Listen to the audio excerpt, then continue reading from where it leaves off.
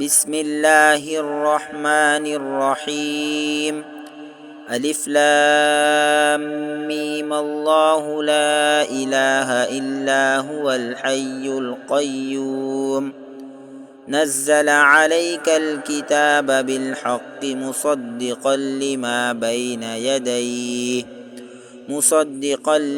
بين يديه وأنزل التوراة والإنجيل من قبل هدى للناس وأنزل الفرقان إن الذين كفروا بآيات الله لهم عذاب شديد والله عزيز ذو انتقام. إن الله لا يخفى عليه شيء في الأرض ولا في السماء هو الذي يصوركم في الأرحام كيف يشاء لا إله إلا هو العزيز الحكيم. هو الذي أنزل عليك الكتاب منه آيات محكمات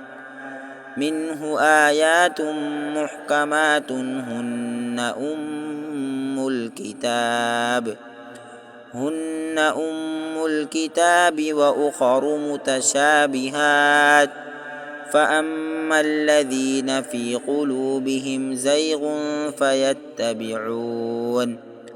فيتبعون ما تشابه منه ابتغاء الفتنة وابتغاء تأويله وما يعلم تأويله إلا الله والراسخون في العلم يقولون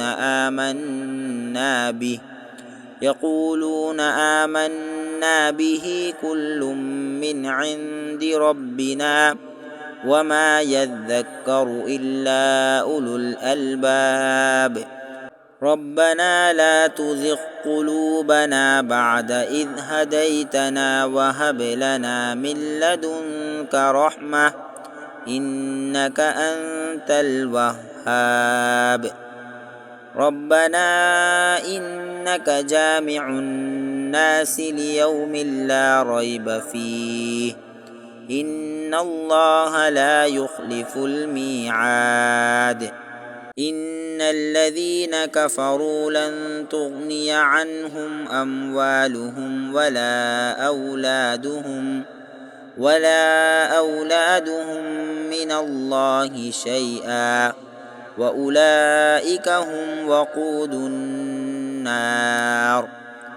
كدأب آل فرعون والذين من قبلهم كذبوا بآياتنا فأخذهم الله بذنوبهم والله شديد العقاب.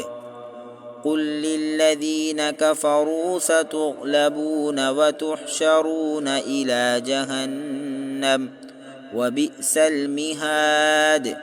قد كان لكم آية في فئتين التقتا فئة تقاتل في سبيل الله وأخرى كافرة يرونهم مثليهم رأي العين والله يؤيد بنصره من يشاء إن في ذلك لعبرة لأولي الأبصار. زين للناس حب الشهوات من النساء والبنين والقناطير المقنطرة من الذهب والفضة والخيل المسومة والأنعام والحرث ذلك متاع الحياة الدنيا والله عنده حسن المآب. قل أنبئكم بخير من ذلكم للذين اتقوا عند ربهم للذين اتقوا عند ربهم جنات تجري من تحتها